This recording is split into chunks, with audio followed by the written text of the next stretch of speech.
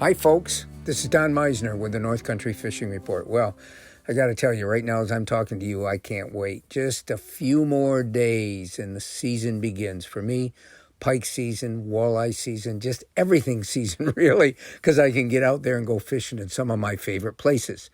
But let me tell you about a saga that took place with me a few days ago. My buddy Rust and I told you about the day we went trout fishing and we saw the beautiful waterfalls. But Rust called me and he says, you know what? Outside of our Region 6, it's okay to catch and release bass this year, as long as if you catch them by mistake, you release them and so forth, outside of our region. And he said, I've been looking at some thoughts on Raquette Lake. He said, have you ever been there? And I said, no. He said, well, Raquette Lake has trout. They have lake trout, brook trout, and they have bass in that lake, and it might be something you'd like to try. So I said, Rust, I'm in. I'd love to try new water because I actually had never, ever fished that lake before. So away we went. It was a 2.5-hour drive from Canton, where Rust lives, and we get to the lake. And it's a beautiful day. And we checked the wind forecast, and it was supposed to be light winds all day.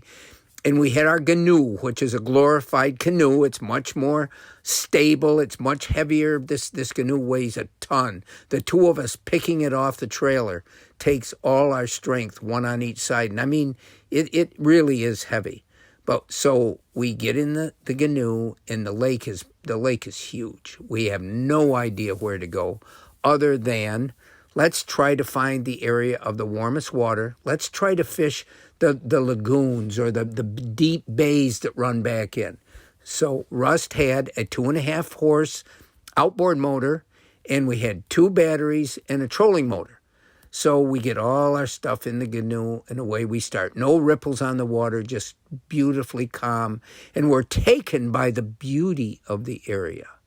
So we go for about 25 minutes, and that 2.5 really pushed the canoe pretty good. And we get down to where the first big, long bay started, and we decided to fish the shoreline down and see where it would go. And so we fished for quite a ways, not one strike. We get down, I said, Rust, it looks like there's a river ahead of us that's either going out or coming into this. So we get down to there, and it looks fantastic. And we start to fish it. And I'll tell you more about that fishing in another report because it's that interesting, and there's some things I discovered that I want to pass on to you. But more about the saga. We fished for 3 or 4 hours, and it's time to return, and the wind has come up. And I said, Rust, it isn't supposed to be windy, and that lake is going to be really rough as we head back. And so he puts the outboard motor on, starts it. It runs for 20 seconds and goes silent. And do you think we could get it started again? We tried everything. Is it flooded? Is it not flooded?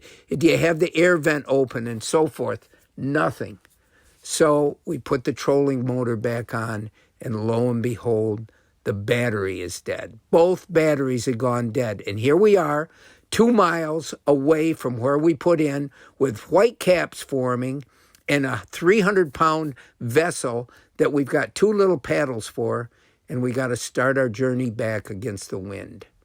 Oh my gosh, we get to a certain point, and I'm like, Rust, I don't care how strong we are, how much in shape we think we are. This is a formidable challenge. It's going to take hours and hours, and I'm not sure we have enough strength to combat the force of the waves and the wind coming right at us. We had to go right against the wind.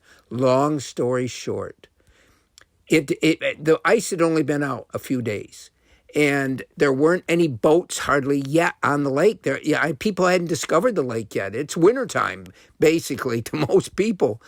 And we see a boat way off in the distance, and I start waving my arms, and somehow they saw us. We must have been just dots on the water landscape, but they came over to see what was going on, and they rescued us. We tied a rope, and they towed us all the way back. If we hadn't seen that boat, because there wasn't any other traffic on the water, I don't know what the outcome would have been. But there's lessons. There's lessons to this that I wanted to pass on. Number one, I don't care what weather reports you read, things can change. Second of all, Ice had only been out 4 or 5 days. Life vests are everything. And for anybody that goes out on the water right now, you got to plan for unplannable things. In other words, things that might go wrong. Number one, what could we have done about those batteries? Number two, as much as we had two sources of motivation, propulsion, neither one worked. I'm so thankful to the guy that rescued us. Two guys that were going to be putting in a dock. They had a big pontoon boat. His name was Adirondack Dan, of all things. Adirondack Dan saved us. Thanks to Adirondack Dan. Thanks to those folks over there in Raquette Lake. And boy, I'll tell you what, things could have gone downhill in a hurry if we hadn't been lucky. And that's what it boiled down to. We were fortunate. Until next time, folks, this is Don Meisner with the North Country Fishing Report.